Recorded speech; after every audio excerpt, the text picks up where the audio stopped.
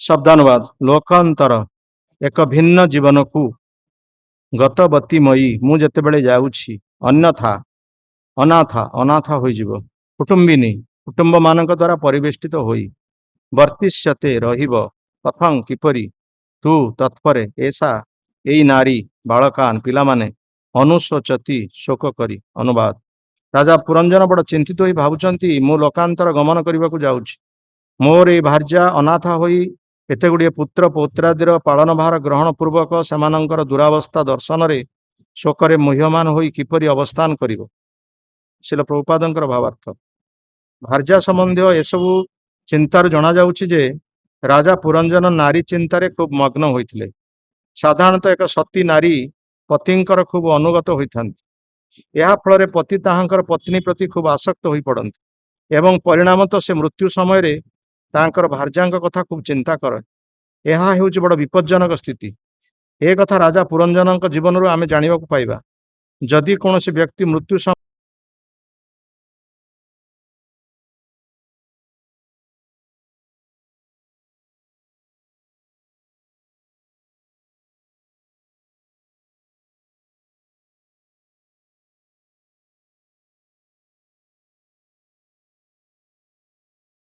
कथं त्वेषा बालकाननुशोचति राजा पुरंजन बड़ चिंतित होई भाबुचंती मु लोकांतर गमन करबाकू जाउछि मोर ए भार्या अनाथ होई एते गुड़िए पुत्र पौत्रादिर पालन भार ग्रहण पूर्वक सेमानंकर दुरावस्था दर्शन रे शोकरे मुह्यमान होई किपरि अवस्थान करिवो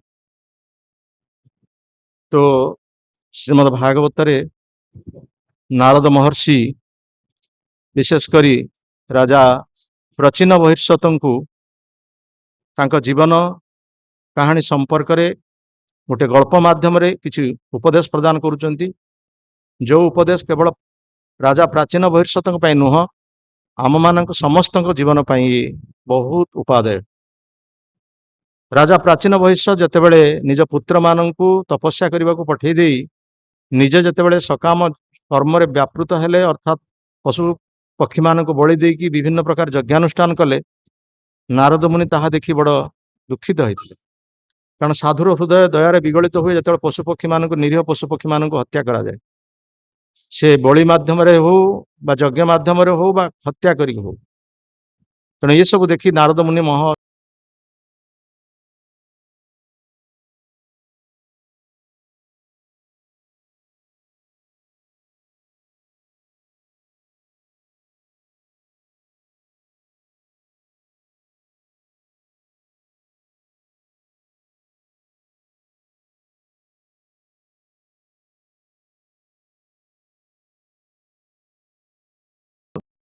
देखी जंगल मध्य जो हिंस्र जंगल माने हिंस्र जंतु जो मैंने अच्छा जंगल माने वृक्ष इत्यादि परिपूर्ण सेठारे गोटे निकांचन प्रासाद कौटू आसला से चिंता कर जो से प्रासाद मध्य घूरी बुलूँ से गोटे सुंदरी नारी सहित साक्षात होती सुंदरी नारी को साक्षात कलापर सुंदरी नारी साक्षात कर उभय उभय को साक्षात कलापर उभय उभय प्रति आकृष्ट होती उभय सौंदर्य निजे आकर्षित होती उभय निजे निज मन को दिया निया करी से उभय विवाह कर निजर राज्य को राजा पुरंजन भूली जाइछंती यही सुंदरी स्त्री सहित से प्रासाद रे बहुत दिन कटई उपभोग करी से स्त्री को उपभोग करी बहुत दिन कटई से स्त्री को उपभोग कलापर बहुत संतान संतति इत्यादि जात होती से संतान संतति से सब युवक युवती से बह कर बहुत संतान संतति सृष्टि कर प्रकार भाव में राजा पुरंजन गोटे विराट परिवार होगाकू जापर जितेबाला राजा पुरंजन वृद्ध होती से जवन नामक राक्षस से राज्य को आक्रमण कर अर्थात जवन अर्थ वृद्धावस्था एवं वृद्धावस्था जो आक्रमण करुच्ची से गोटे व्यथित होती आ गोटे कालकन्या नामक गोटे जोटा कि विकृत देखापी जोटा कि जरा बा वार्धक्य रोग वार्धक्य एवं रोग गोटे प्रतीक से समय आसी पहुंची ଏବଂ ସେ କାଳ କନ୍ୟାକୁ କେହି ଗ୍ରହଣ କରିବେନି। ଗୋଟେ ବିକୃତ ରୂପୀ କନ୍ୟାକୁ କିଏ ଗ୍ରହଣ କରିବ? ସୁନ୍ଦରୀ ସ୍ତ୍ରୀକୁ ସମସ୍ତେ ଗ୍ରହଣ କରିବା ପାଇଁ ଇଚ୍ଛା କରିବେ, କିନ୍ତୁ କାଳ କନ୍ୟାକୁ ଏଇ ଯବନ ରାକ୍ଷସ ଗ୍ରହଣ କରୁଛନ୍ତି। କାରଣ ବୃଦ୍ଧ ଅବସ୍ଥା ଆସିଲେ ହିଁ ଆମର ସମସ୍ତ ଇନ୍ଦ୍ରିୟ ଗୁଡ଼ିକ ନିସ୍ତେଜ ହେଇଯାଏ। ତେଣୁ କେହି ବୃଦ୍ଧାବସ୍ଥା ଚାହାନ୍ତି ନାହିଁ, କିନ୍ତୁ ବୃଦ୍ଧାବସ୍ଥା ଆମ ଜୀବନରେ ଆସେ। ତେଣୁ ସେଇ ରାଜା ପୁରଞ୍ଜନଙ୍କ ଜୀବନରେ ମଧ୍ୟ ସେଇ ବୃଦ୍ଧାବସ୍ଥା ଆସିଛି ଏବଂ ବାର୍ଦ୍ଧକ୍ୟ ଅବସ୍ଥା ଆସିବା ଫଳରେ ରୋଗଗ୍ରସ୍ତ ଅବସ୍ଥା ମଧ୍ୟ ଆସିଛି। ଏବଂ ବାର୍ଦ୍ଧକ୍ୟ ଅବସ୍ଥା, ରୋଗଗ୍ରସ୍ତ ଅବସ୍ଥା ଯେତେବେଳେ ଆସିଛି, ସେତେବେଳେ ଶତ୍ରୁ ରାଜା ସେ ମଧ୍ୟ ଆକ୍ରମଣ କରୁଛନ୍ତି ଏଇ ସୁଯୋଗ ନେଇ। ଯାହା କୁହାଯାଇଛି, ଯେତେବେଳେ ବୃଦ୍ଧାବସ୍ଥା ଆସେ ସେତେବେଳେ ଆମର ଅଙ୍ଗ ଗୁଡ଼ିକ ନିସ୍ତେଜ ହେଇଯାଏ, ଇନ୍ଦ୍ରିୟ ଗୁଡ଼ିକ ନିସ୍ତେଜ ହେଇଯାଏ। ଆମେ ଚାହିଁଲେ ମଧ୍ୟ କୌଣସି କାର୍ଯ୍ୟ କରିବା ପାଇଁ ପ୍ରସ୍ତୁତ ହେଇପାରୁନାହୁଁ। ଆଖିକି ଦେଖାଯାଏ ନାହିଁ, କାନକୁ ଶୁଣାଯାଏ ନାହିଁ, ନାକ ମଧ୍ୟ ଆମେ ଶୁଙ୍ଘି ମାନେ ଘ୍ରାଣ ଶକ୍ତି ମଧ୍ୟ କମିଯାଏ, ଆସ୍ୱାଦନ କରିବା ଶକ୍ତି ମଧ୍ୟ କମିଯାଏ, ମଳମୂତ୍ର ତ୍ୟାଗ କରିବାର ବହୁତ କଷ୍ଟ ଦିଏ। ତେଣୁ ଏ ପ୍ରକାର ଅବସ୍ଥା ବୃଦ୍ଧାବସ୍ଥା ଆସେ ଯେତେବେଳେ, ସେତେବେଳେ ସବୁ ଦୃଷ୍ଟିରୁ ଜଣେ ଲୋକ ହତାଶ ହେଇଯାଏ। ସେଇ ପ୍ରକାର ରାଜା ପୁରଞ୍ଜନଙ୍କର ଅବସ୍ଥା ହେଇଛି। ପୁରଞ୍ଜନ ଯେତେବେଳେ ବୃଦ୍ଧାବସ୍ଥା ପ୍ରାପ୍ତ ହୋଇଛନ୍ତି, ସେ ସମୟରେ ଶତ୍ରୁ ଆକ୍ରମଣ କରିଛନ୍ତି। ଅର୍ଥାତ୍ ତାଙ୍କର ଯୋଉ କୁହାଯାଇଛି, ଆମ ଶରୀରରେ 9ଟି ଦ୍ୱାର ଅଛି, 9ଟି ଦ୍ୱାର, ସେ 9ଟି ଦ୍ୱାର ଦେଇକି ସବୁ ଦୂଷିତ ବସ୍ତୁ ଗୁଡ଼ିକ ଆମ ଶରୀରରୁ ନିର୍ଗତ ହୁଏ। ଯେମିତି ଚକ୍ଷୁରୁ ଲେଞ୍ଜରା ବାହାରେ, ଯୋଉଟା କି ଦୁର୍ଗନ୍ଧ, ନାକରୁ ସିଂଘାଣୀ ବାହାରୁଛି। ସେଇଭଳି ଭାବରେ ମଳ ଏବଂ ମୂତ୍ର ଦ୍ୱାର, ମଳ ଦ୍ୱାରରୁ ମଳ ଆସୁଛି, ମୂତ୍ର ଦ୍ୱାରରୁ ମୂତ୍ର ଦ୍ୱାର ଆସୁଛି। ଆମର ସବୁ ଗୁଡ଼ିକ ଦୁର୍ଗନ୍ଧ ବସ୍ତୁ। ତେଣୁ ଏଇ ସବୁ ଦୁର୍ଗନ୍ଧ ବସ୍ତୁ ଯେତେବେଳେ ଆସୁଛି, ସେତେବେଳେ ଆମେ ଜାଣିବା ଯେ ପ୍ରକୃତ ପକ୍ଷେ ଆମେ ବର୍ତ୍ତମାନ ମୃତ୍ୟୁର ନିକଟବର୍ତ୍ତୀ। ତେଣୁ ବର୍ତ୍ତମାନ ସେଇଭଳି ପୁରଞ୍ଜନର ଯେତେବେଳେ ଅବସ୍ଥା ହେଇଛି, ସେତେବେଳେ ସେ ଚିନ୍ତା କରୁଛନ୍ତି, ବର୍ତ୍ତମାନ ମୋର ସମୟ ଆସିଗଲା, ମୃତ୍ୟୁ ସମୟ ଆସିଗଲା। ତେଣୁ ମୃତ୍ୟୁ ସମୟ ଯେତେବେଳେ ଆସୁଛି, ସେତେବେଳେ ସମସ୍ତଙ୍କର କର୍ତ୍ତବ୍ୟ ହେଉଛି, ବିଶେଷ କରି କୁହାଯାଇଛି, ମୃତ୍ୟୁ ସମୟରେ ଆମେ ଭଗବାନଙ୍କୁ ଚିନ୍ତା କରିବାର ଆବଶ୍ୟକତା ଅଛି। କାରଣ ମୃତ୍ୟୁ ସମୟରେ ଆମେ ଯାହାକୁ ଚିନ୍ତା କରୁ, ପରବର୍ତ୍ତୀ ଶରୀର ଆମେ ସେଇ ପ୍ରକାର ଶରୀର ପାଇଥାଉ। ସେଥିପାଇଁ ଆମର ଭାରତରେ, ବିଶେଷ କରି ଭାରତର ବିଭିନ୍ନ ପୁରପଲ୍ଲୀରେ, ଓଡ଼ିଶାର ବିଭିନ୍ନ ପୁରପଲ୍ଲୀରେ ଜଣେ ଯେତେବେଳେ ବୃଦ୍ଧ ହେଇକି ମୃତ୍ୟୁ ଅବସ୍ଥାରେ ପଡ଼ିଥାଏ ବା ମୃତ୍ୟୁକାଳୀନ ଶଯ୍ୟାରେ ଯେତେବେଳେ ଶାୟିତ ଥାଏ, ସେତେବେଳେ ତାଙ୍କର ପରିବାର ଲୋକମାନେ ତାଙ୍କ ପାଖରେ ବସିକି ଭାଗବତ ଗୀତା ପାଠ କରନ୍ତି। କ'ଣ ପାଇଁ ପାଠ କରନ୍ତି? ଯେ ଅନ୍ତତଃ ପକ୍ଷେ ଶେଷ ସମୟରେ ଅନ୍ତତଃ ପକ୍ଷେ ସେ ଭାଗବତ ଶୁଣୁ, ଭଗବାନଙ୍କ କଥା ଶୁଣୁ, ବା ଭଗବାନଙ୍କ ଗୀତା ମୁଖନିସୃତ ବାଣୀ, ଗୀତାର ବାଣୀ ଶୁଣୁ, ଅନ୍ତତଃ ପକ୍ଷେ ଶେଷ ସମୟରେ କେମିତି ଭଗବାନଙ୍କୁ ସ୍ମରଣ କରିବ। କିନ୍ତୁ ଜୀବନ କାଳ ଭିତରେ ଯେ ପରିବାର ମଧ୍ୟରେ ଅଛନ୍ତି, ଯେ ନିଜ ସ୍ତ୍ରୀ ସହିତ ଅଛନ୍ତି, ନିଜ ପୁତ୍ର କନ୍ୟା ମାନଙ୍କ ସହିତ ଅଛନ୍ତି, ଜୀବନ କାଳ ଯାହାର ଏ ପ୍ରକାର ଭାବରେ କଟିଛି, ଶେଷ ସମୟରେ ଭଗବାନଙ୍କର କଥା କହିଲେ କ'ଣ ସେ ଶୁଣିପାରିବେ? ବା ସେ ସମ୍ପର୍କରେ ତାଙ୍କର ଆସିବ, ତାଙ୍କର ସ୍ମରଣ ଆସିବ କି? ତାହା କେବେ ସମ୍ଭବ ନୁହଁ। ସେଥିପାଇଁ ଯେତେବେଳେ ଆମେ କାର୍ଯ୍ୟକ୍ଷମ ଅଛୁ ବା ଆମେ ଯେତେବେଳେ ବଞ୍ଚିଛୁ, ସେତେବେଳଠୁ ପ୍ରସ୍ତୁତ ହେବା ଉଚିତ ମୃତ୍ୟୁ ପାଇଁ। କିନ୍ତୁ ଆମେ କେହି ମୃତ୍ୟୁ ପାଇଁ ପ୍ରସ୍ତୁତ ହଉନା। ବର୍ତ୍ତମାନ ପୁରଞ୍ଜନ ଚିନ୍ତା କରୁଛନ୍ତି, ପୁରଞ୍ଜନ ଯେତେବେଳେ ବୃଦ୍ଧାବସ୍ଥା ପ୍ରାପ୍ତ ହୋଇ ମୃତ୍ୟୁ ଅବସ୍ଥାକୁ ଯାତ୍ରା କରୁଛନ୍ତି, ସେତେବେଳେ ଚିନ୍ତା କରୁଛନ୍ତି, ମୋର ଅବର୍ତ୍ତମାନରେ ମୋର ସ୍ତ୍ରୀର କଥା କିଏ ବୁଝିବ? ସ୍ତ୍ରୀ ଯୋଉ ପୁତ୍ର ସନ୍ତାନ ବା କନ୍ୟା ସନ୍ତାନ ମାନଙ୍କୁ ଜନ୍ମ କରିଛନ୍ତି, ସେମାନଙ୍କର ଦାୟିତ୍ୱ କିଏ ନବ? ଏସବୁ କଥା ପୁରଞ୍ଜନ ମନରେ ଆସୁଛି, ଯୋଉଟା କି ହେଉଛି ବଡ଼ ବିପଜ୍ଜନକ ସ୍ଥିତି, ଆମମାନଙ୍କ ଜୀବନର ବଡ଼ ବିପଜ୍ଜନକ ସ୍ଥିତି। ଯେ ମୃତ୍ୟୁ ସମୟରେ ଯେତେବେଳେ ପରିବାର କଥା ଚିନ୍ତା କରୁ, ବିଶେଷ କରି ସ୍ତ୍ରୀ କଥା କୁହାଯାଉଛି, ସ୍ତ୍ରୀ କଥା ଯେତେବେଳେ ଚିନ୍ତା କରୁଛୁ, ମାନେ ସ୍ତ୍ରୀ ପ୍ରତି ଆମର ଆସକ୍ତି ରହିଛି ଏବଂ ସ୍ତ୍ରୀ ମଧ୍ୟ ପୁରୁଷ ପ୍ରତି ଆସକ୍ତ ଅଛି। ପ୍ରଭୁପାଦ ମହାରାଜ ଏଠାରେ ତାଙ୍କର ଭାବାର୍ଥରେ ପ୍ରକାଶ କରୁଛନ୍ତି, ଗୋଟେ ସତୀ ସ୍ତ୍ରୀ ତାର ସ୍ୱାମୀ ପ୍ରତି ତାର ବହୁତ କର୍ତ୍ତବ୍ୟ ରହିଛି ଏବଂ ସ୍ୱାମୀ ମଧ୍ୟ ସତୀ ସ୍ତ୍ରୀକୁ ବହୁତ ମାନ୍ୟତା ପ୍ରଦାନ କରନ୍ତି।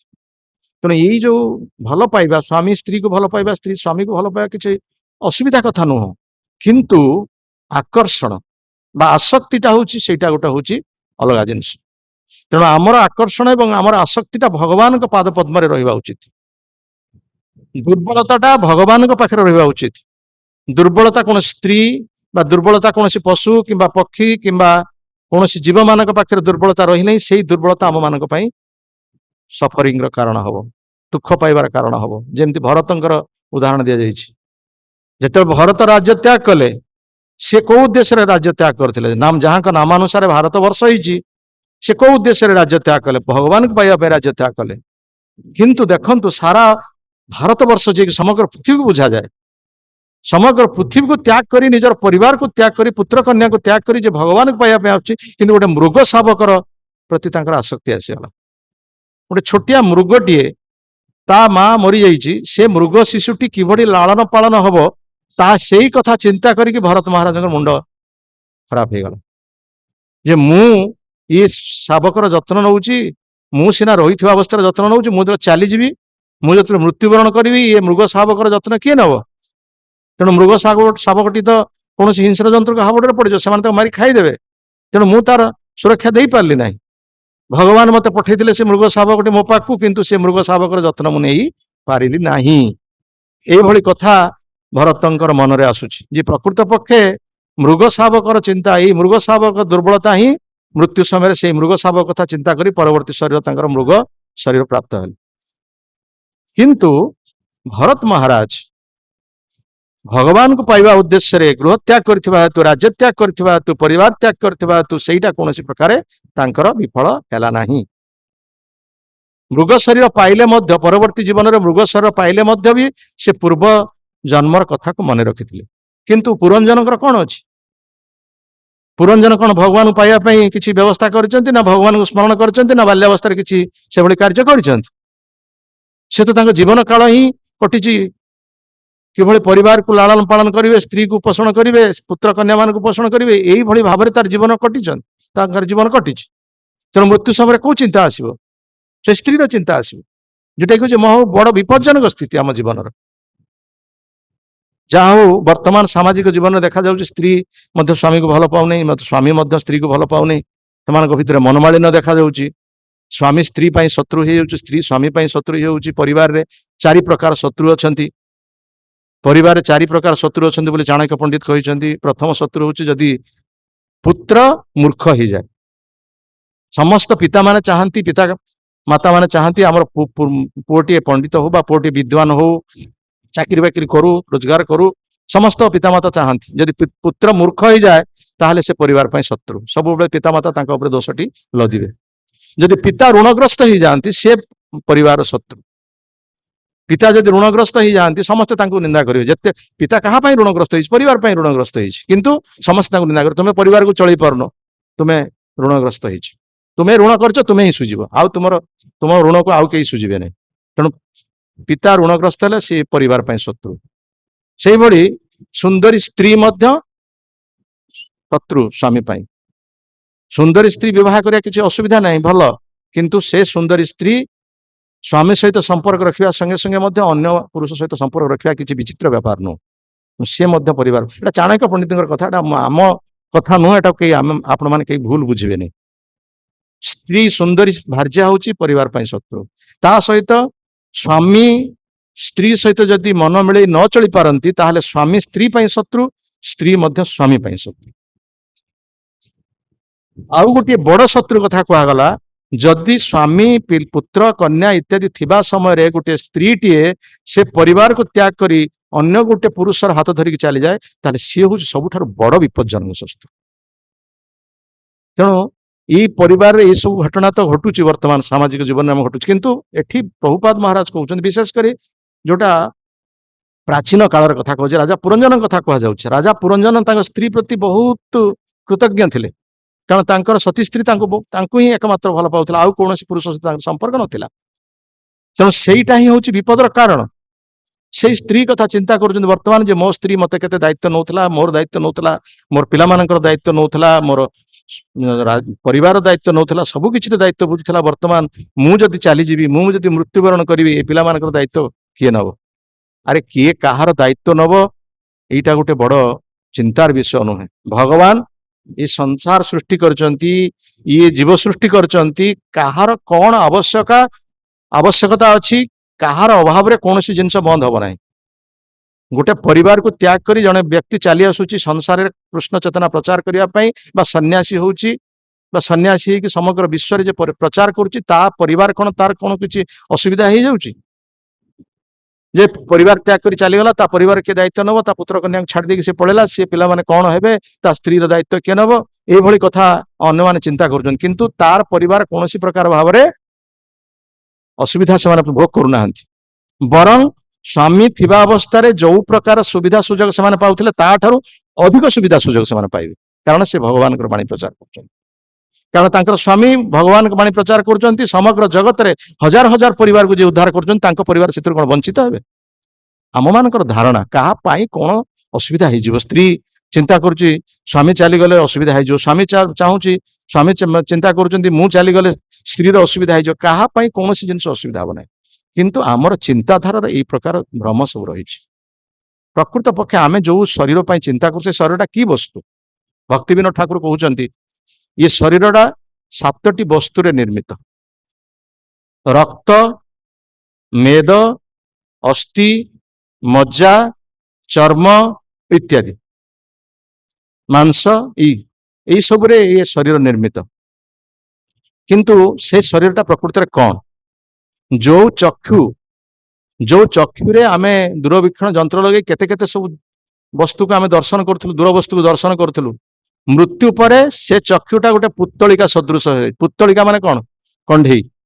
କଣ୍ଢେଇର ଆଖିଟା ସବୁବେଳେ ଖୋଲା ହେଇକି ରହିଥାଏ। ସେମିତି ଜଣେ ମରିଗଲା ପରେ ତା ଆଖିଟା ଖୋଲା ହେଇକି ରହୁଛି, ସେ ଚକ୍ଷୁରେ କିଛି ଦେଖିପାରୁଛି? ସେ ଚକ୍ଷୁରେ ଆଉ ଦେଖିବାର ତାର ଶକ୍ତି ନାହିଁ। ଯୋଉ କର୍ଣ୍ଣ ଦ୍ଵାରା କେତେ ମଧୁର କଣ୍ଠ ସ୍ୱର ସେ ଶ୍ରବଣ କରୁଥିଲା ଏବଂ କେତେ ଆପ୍ୟାୟିତ ହଉଥିଲା, ସେଇ କର୍ଣ୍ଣ ଆଜି ତାର ଅଛି, କିନ୍ତୁ ସେ କର୍ଣ୍ଣରେ ଆସିଯାଉଛି ଦୁର୍ଗନ୍ଧ ବସ୍ତୁ ଆସିଯାଉଛି। ଯୋଉ ଜିହ୍ବା ସାହାଯ୍ୟରେ ସେ କେତେ ସୁନ୍ଦର ବସ୍ତୁକୁ ଆସ୍ୱାଦନ କରୁଥିଲା, ବର୍ତ୍ତମାନ ସେଇ ଜିହ୍ବାରୁ ପାଟିରୁ ନାନା ପ୍ରକାର ଦୁର୍ଗନ୍ଧ ଲାଳ ନିର୍ଗତ ହଉଛି। ଯୋଉ ହସ୍ତ ଦ୍ଵାରା କେତେ ସେ କାର୍ଯ୍ୟ କରୁଥିଲା, କେତେ କାର୍ଯ୍ୟ ସେ କରିଛି, ପରିବାର ପାଇଁ କରିଛି, ଦେଶ ପାଇଁ କରିଛି, ଜାତି ପାଇଁ କରିଛି, କିନ୍ତୁ ସେ ହସ୍ତ ଆଜି ବର୍ତ୍ତମାନ ନୀରବ ଏବଂ ନିଷ୍ପନ୍ଦ ହେଇଯାଇଛି। ଯୋଉ ପଦ ଦ୍ଵାରା ବିଭିନ୍ନ ତୀର୍ଥସ୍ଥାନ ଆଜି ପରିବ୍ରାଜନ କରୁଥିଲା, ସେଇ ପଦ ଆଜି ନିଶ୍ଚେଷ୍ଟ ହେଇକି ପଡି ରହିଛି।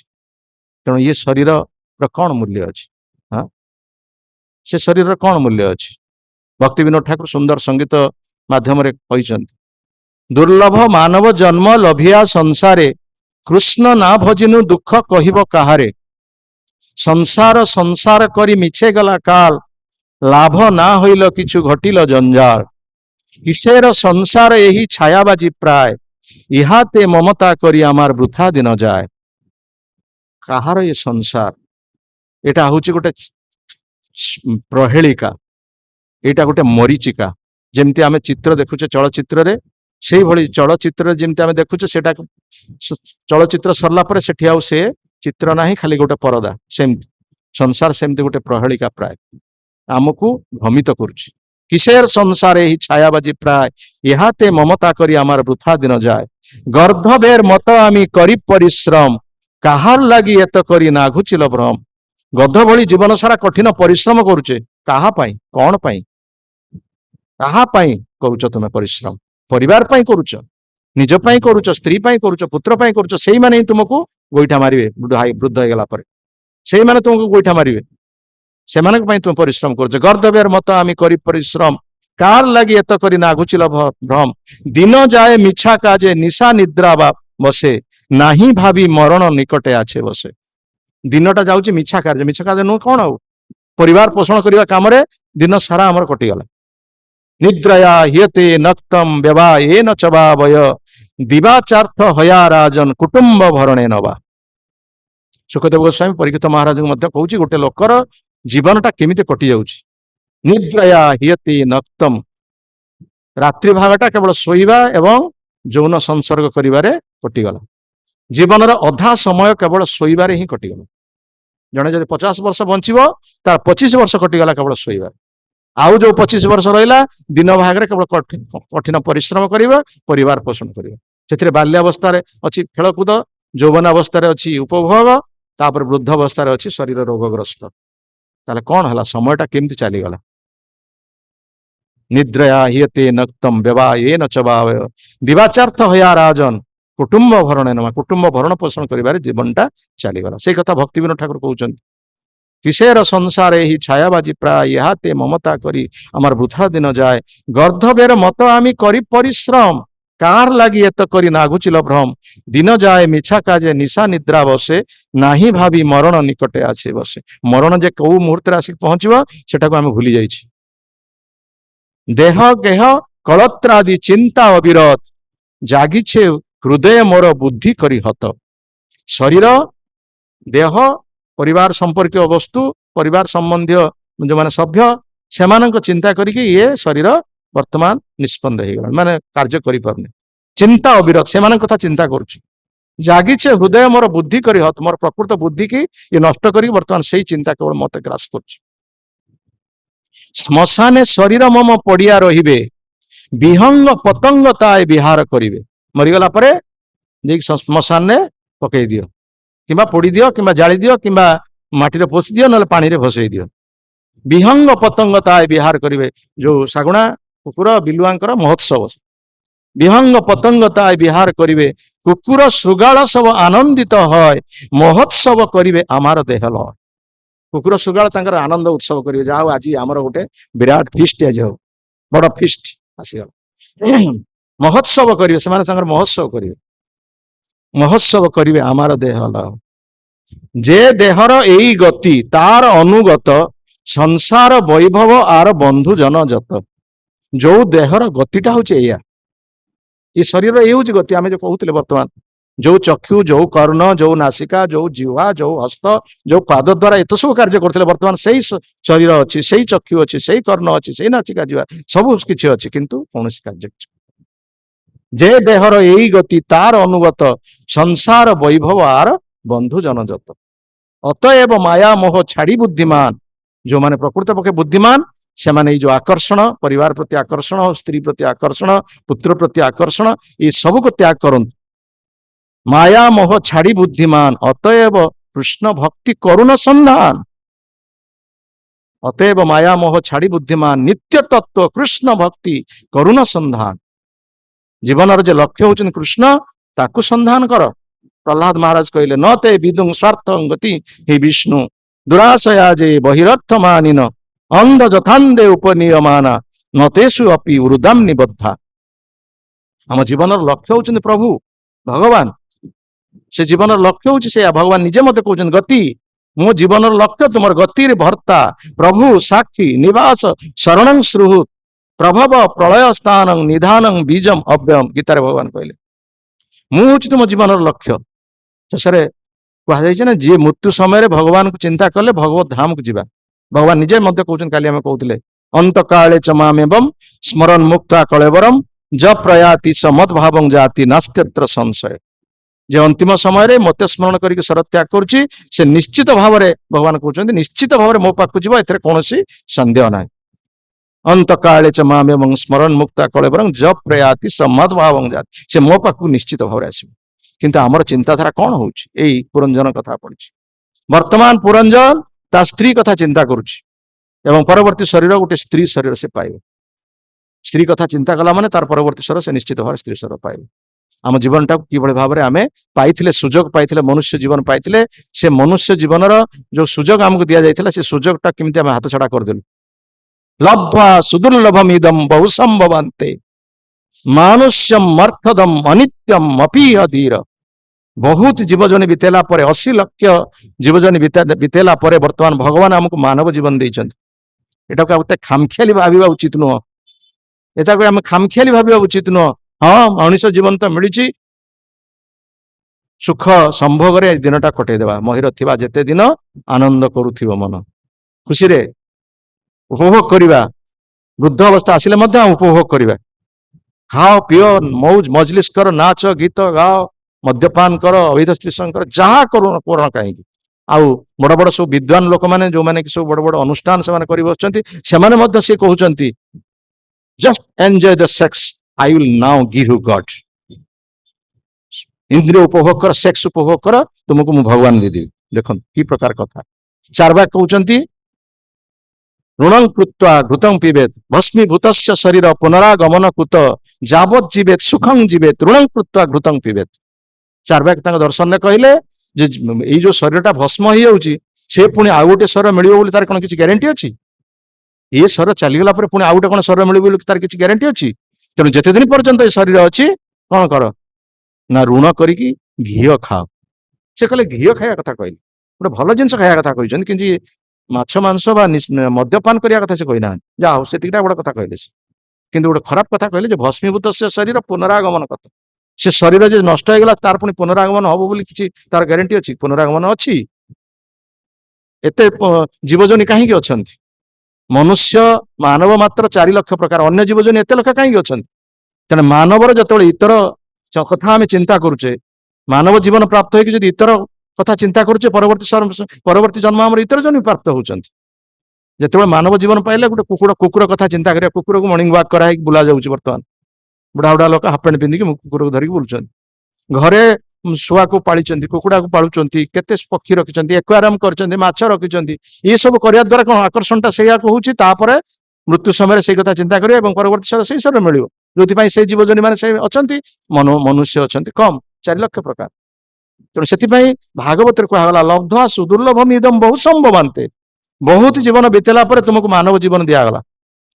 ଆଉ ଏଇଟାକୁ ଅର୍ଥଦ ବୋଲି କୁହାଗଲା। ମନୁଷ୍ୟମ୍ ଅର୍ଥଦମ୍, ଏଇଟାରେ ଅର୍ଥ ଲାଭ କରାଯିବ। କଣ ଅର୍ଥ ଲାଭ କରିବ ନା ପରମାର୍ଥ, କୃଷ୍ଣ ଭକ୍ତି। 4 ପୁରୁଷାର୍ଥ କଥା କୁହାଯାଇଛି। 4 ପୁରୁଷାର୍ଥ କଣ କଣ? ଗୋଟେ ହଉଛି ଧର୍ମ, ଗୋଟେ ହଉଛି ଅର୍ଥ, ଗୋଟେ ହଉଛି କାମ, ଆଉ ଗୋଟେ ହଉଛି ମୋକ୍ଷ। କିନ୍ତୁ ବର୍ତ୍ତମାନ କଳିଯୁଗରେ କଣ ହଉଛି ନା ଏ 4 ଅର୍ଥ ଭିତରୁ ଧର୍ମ ଏବଂ ମୋକ୍ଷଟା ଉଠିଗଲା। ଧର୍ମ ମୋକ୍ଷ ଆଉ ନାହିଁ। ଆଉ କିଏ ଚାହୁଁନାହାନ୍ତି ମୁକ୍ତି ଲାଭ କରିବା ପାଇଁ, ଆଉ କିଏ ଚାହୁଁନାହାନ୍ତି ଧର୍ମ କାର୍ଯ୍ୟ କରିବା ପାଇଁ। ଧର୍ମ କହିଲେ ପୁଣ୍ୟ କର୍ମ ବା ପରୋପକାର ଇତ୍ୟାଦି। କେହି ପରୋପକାର କରିବା ପାଇଁ ଚାହୁଁନାହାନ୍ତି। ଜିଓ और जीने दो ଗୋଟେ ଲେଖା ହେଇଛି, ଟ୍ରକ୍ ପଛରେ ଲେଖା ହେଇଛି ଜିଓ और जीने दो। ତୁମେ ବଞ୍ଚ, ଅନ୍ୟକୁ ବଞ୍ଚିବାକୁ ଦିଅ। ବର୍ତ୍ତମାନ ଜିଓ, ଅନ୍ୟକୁ ମରନେ ଦो। ସମସ୍ତେ ମରିଯିବେ, ଆମେ ବଞ୍ଚିବା। ସମସ୍ତେ ମରିଯାଆନ୍ତୁ, କିନ୍ତୁ ଆମେ ବଞ୍ଚିବା। ବର୍ତ୍ତମାନ ସେଇଟା ହିଁ ହେଇଛି। ଧର୍ମ ଆଉ ମୋକ୍ଷ ନାହିଁ, ଅର୍ଥ ଆଉ କାମ। କେମିତି ଅର୍ଥ ରୋଜଗାର କରିବା ଏବଂ ଅର୍ଥ ରୋଜଗାର କରି କାମନାକୁ ପୂରଣ କରିବା, ଏଇଟା ହିଁ ହେଉଛି ଆମ ଜୀବନର ଲକ୍ଷ୍ୟ। ତେଣୁ ଏଇ ପାଇଁ ତୁମର ମନୁଷ୍ୟ ଜୀବନ ମିଳିନି। ଅର୍ଥ ତ କହିଲେ କୃଷ୍ଣ ଭକ୍ତି, ପଞ୍ଚମ ପୁରୁଷାର୍ଥ କୃଷ୍ଣ ଭକ୍ତି ଲାଭ କରିବା ପାଇଁ ଏ ମାନବ ଜୀବନ ମିଳିଛି। ଲବ୍ଧ୍ୱା ସୁଦୁର୍ଲଭମ୍ ଇଦଂ ବହୁ ସମ୍ଭବାନ୍ତେ ମନୁଷ୍ୟମ୍ ଅର୍ଥଦମ୍। ପୁଣି କୁହାଗଲା ଅନିତ୍ୟ। ଅନିତ୍ୟ ମାନେ କଣ?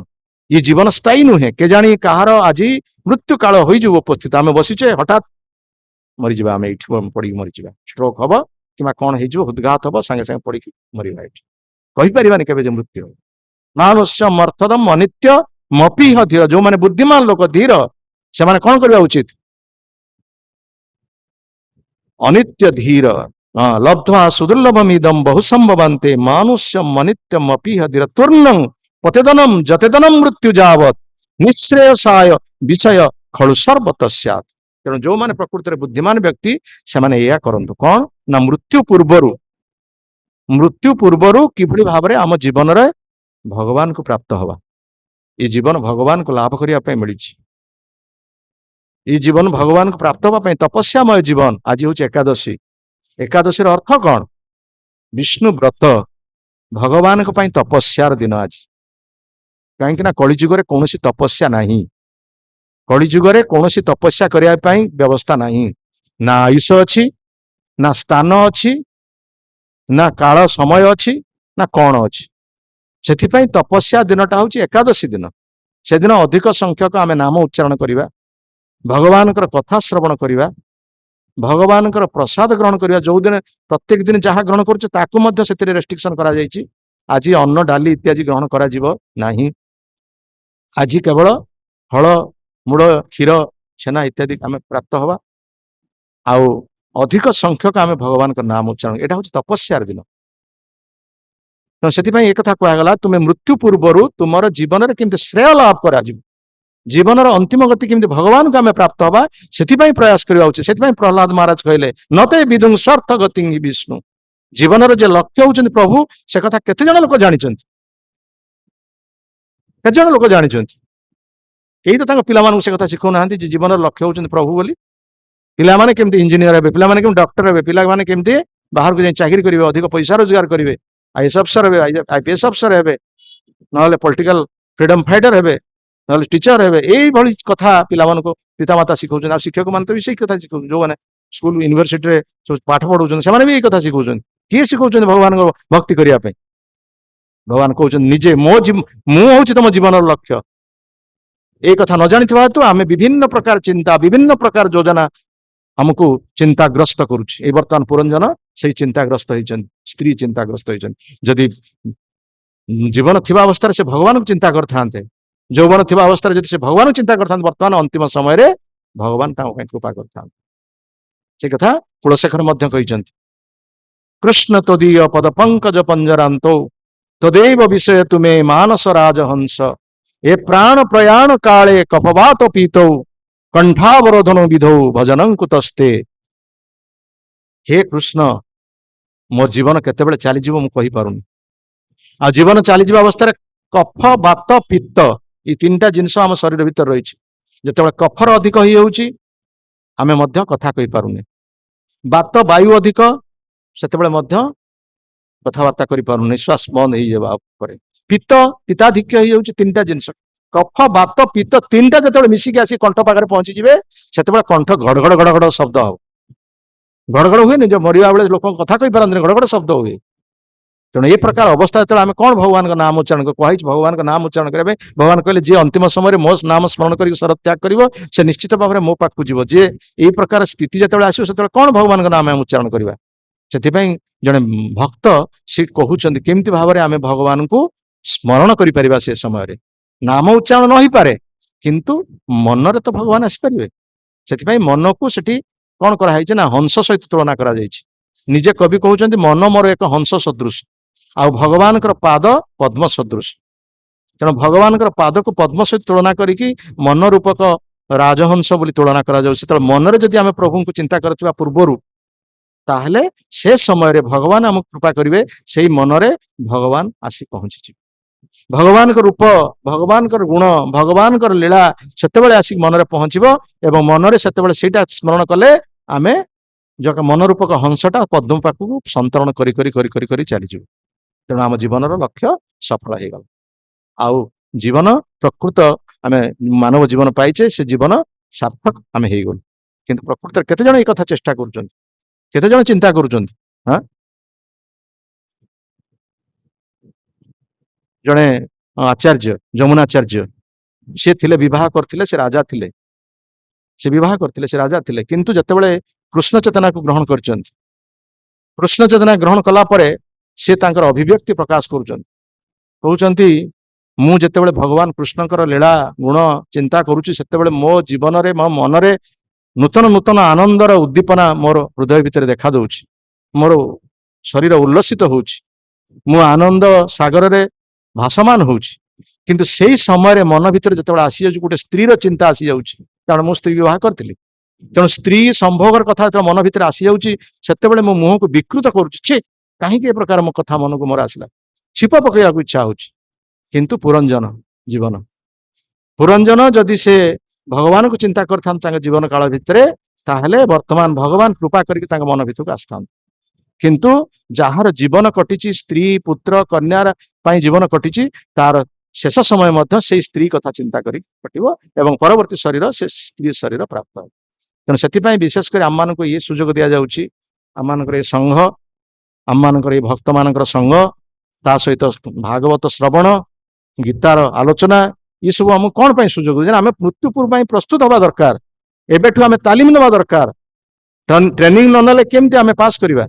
ଆପଣଙ୍କର ଯୋଉ ଟ୍ରେନିଂ ଆମକୁ ନେବା ପାଇଁ ପଡିବ, ତାପରେ ସିନା ଚାକିରି ପାଇବା, ନହେଲେ କେମିତି ପାଇବା ଚାକିରି? ସେମିତି ମୃତ୍ୟୁ ପୂର୍ବ ଯଦି ଆମେ ଟ୍ରେନିଂ ନ ନେବା, ପ୍ରସ୍ତୁତ ନ ହେବା, ତାହେଲେ ମୃତ୍ୟୁ କୋଉ ସମୟରେ ଆସିଯିବ, ଗଲା ଜୀବନଟା ନଷ୍ଟ ହେଇଗଲା, କୋଉ କୁକୁର ବିରାଡି ଜନ୍ମ ଆମେ ପାଇବା। ତେଣୁ ସେଥିପାଇଁ ଏଇ ଶିକ୍ଷା ଭାଗବତରେ ଆମ ପାଇଁ ଦିଆଯାଉଛି।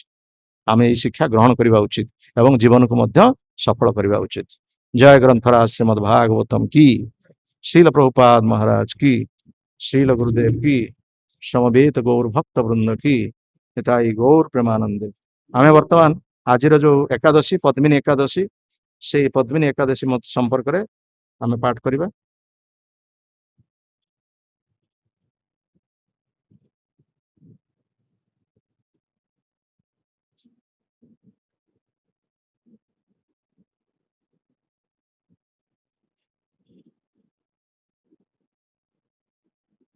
ପଦ୍ମିନୀ ଏକାଦଶୀ ବୋଧେ ଏଟା ପବିତ୍ର ରୂପିଣୀ ଏକାଦଶୀ ଦେଖିବା 29 ପଦ୍ମିନୀ ଏକାଦଶୀ ନା ନାହିଁ, ନା ନାହିଁ, ସେ ଅନ୍ୟ ନାଁରେ ଥିବ। ନା, এটা ନୁହେଁ।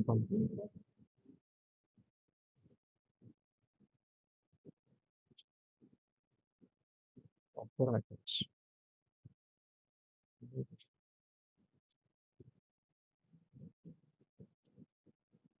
ହୁଁ। ଅପରା ଏକାଦଶୀ ହଉଛି ପଦ୍ମିନୀ ଏକାଦଶୀ। ଯୁଧିଷ୍ଠିର କହିଲେ, ହେ କୃଷ୍ଣ, ଜ୍ୟେଷ୍ଠ କୃଷ୍ଣ ପକ୍ଷ ଏକାଦଶୀ କେଉଁ ନାମରେ ପ୍ରସିଦ୍ଧ ଏବଂ ତାର ମାହାତ୍ମ୍ୟ କଣ, ତାହା ମୁଁ ଶ୍ରବଣ କରିବାକୁ ଇଚ୍ଛା କରୁଛି। ଆପଣ ଅନୁଗ୍ରହ ପୂର୍ବକ ତାହା ବର୍ଣ୍ଣନା କରନ୍ତୁ। ଶ୍ରୀକୃଷ୍ଣ କହିଲେ, ହେ ମହାରାଜ, ମାନବ ସକଳଙ୍କ ହିତ କାମନାରେ ଆପଣ ଉତ୍ତମ ପ୍ରଶ୍ନ କରିଛନ୍ତି। ବହୁ ପୁଣ୍ୟ ପ୍ରଦାୟିନୀ ମହାପାତକ ବିନାଶିନୀ ଏହି ପୁତ୍ରଦାତ୍ରୀ ଏହି ଏକାଦଶୀ ଅପରା ନାମରେ ବିଖ୍ୟାତ। ଏହି ବ୍ରତ ପାଳନକାରୀ ବ୍ୟକ୍ତି ଜଗତରେ ପ୍ରସିଦ୍ଧି ଲାଭ କରେ।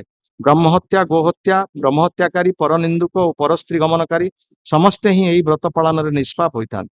ସେହିପରି ମିଥ୍ୟା ସାକ୍ଷ୍ୟ ଦାନକାରୀ, କୂଟ ଶାସନକାରୀ, କୂଟ ବେଦଶାସ୍ତ୍ର ଆଦି ପାଠକ, କୂଟ ଜ୍ୟୋତିଷ ଓ କୂଟ ଆୟୁର୍ବେଦ ବୈଦ୍ୟ ଏମାନେ ସମସ୍ତେ ହିଁ ନର୍କ ଯନ୍ତ୍ରଣା ଭୋଗ କରନ୍ତି। ସେମାନେ ଯଦି ଏହି ବ୍ରତ ପାଳନ କରନ୍ତି ତେବେ ଉକ୍ତ ପାକରୁ ମୁକ୍ତ ହୁଅନ୍ତି।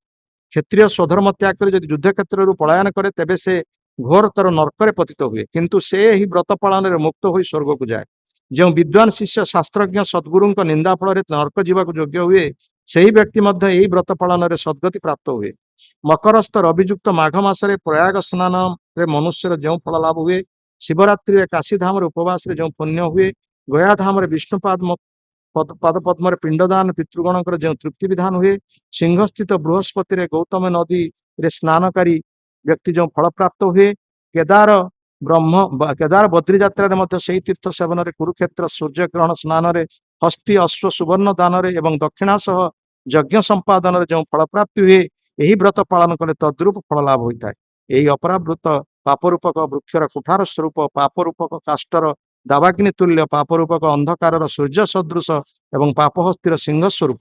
ଏହି ବ୍ରତ ବିନା ଯେଉଁ ବ୍ୟକ୍ତି ଜୀବନ ଧାରଣ କରେ, ଜଳରେ ବୁଦ୍ବୁଦ ନ୍ୟାୟ ଏବଂ ଜନ୍ତୁଗଣଙ୍କ ମଧ୍ୟରେ ବିରାଡ଼ି ପରି ସେମାନଙ୍କର ଜନ୍ମ ମରଣ ହିଁ ସାର ମାତ୍ର ହୋଇଥାଏ। ଅପରା ଏକାଦଶୀରେ ଉପବାସ ପୂର୍ବକ ବିଷ୍ଣୁ ପୂଜା କଲେ ସର୍ବପାପ ବିନିର୍ମୁକ୍ତ ହୋଇ ବିଷ୍ଣୁ ଲୋକକୁ ଗତି ହୁଏ। ଏହି ବ୍ରତ କଥା ପାଠ ଓ ଶ୍ରବଣ କଲେ ଗୋ ସହସ୍ର ଦାନର ତୁଲ୍ୟ ଫଳ ଲାଭ ହୋଇଥାଏ। ଜୟ ଅପରା ଏକାଦଶୀ ବା ପଦ୍ମିନୀ ଏକାଦଶୀ की। श्रील प्रभुपाद महाराज की। श्रील गुरुदेव की। समवेत गौर भक्त वृंद की। हिताई गौर प्रेमानंदे। किस समय हरिनाम कीर्तन करवा, नाम कीर्तन एकादशी किस समय कीर्तन करवा, आपण माने समस्ते आम सहित टिके पाळी पाळी देबे। हरे कृष्ण